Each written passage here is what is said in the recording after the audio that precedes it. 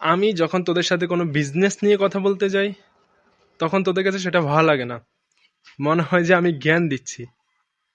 আর যখন কোনো মেয়ে নিয়ে কথা বলতে যাই, তখন তোরা ঠিকই রেসপন্স করিস। তার কারণ কি জানিস? তোকে যদি আমি সায়েন্সের ভাষায় বলি, তাহলে আমাদের ব্রেনের একটা অংশ যার নাম হচ্ছে নিউক্লিয়াস অ্যাকাম্বেন্স। এখন এটার কাজ কি? এটার কাজ হচ্ছে, আমরা যখন কোনো কাজ কন্টিনিউয়াসলি করে যাই, ওই কাজে অভ্যস্ত হয়ে পড়ি, তখন আমাদের ব্রেন ওই অংশটা থেকে ডোপামিন রিলিজ করে, আর এতে আমাদের ভালো লাগে।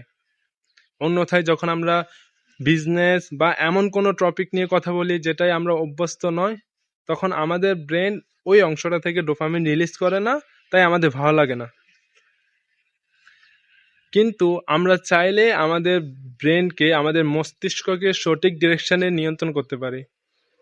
এর জন্য আমাদের প্রয়োজন নিয়মিত অভ্যাস আর নিজের প্রতি বিশ্বাস। শুরুতে হয়তো সেটা কষ্ট হবে, তুই যখন ধীরে ধীরে করে যাবি, তখন দেখবি ইজি হয়ে গেছে। সেটা যদি বড় হয়, তুই ছোট করে শুরু কর।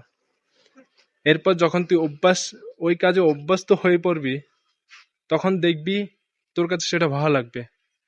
কারণ তোর ব্রেন থেকে ওই ডোপামিনটা রিলিজ হবে, তখন তখন তোর কাছে আর সেটা বোরিং লাগবে না।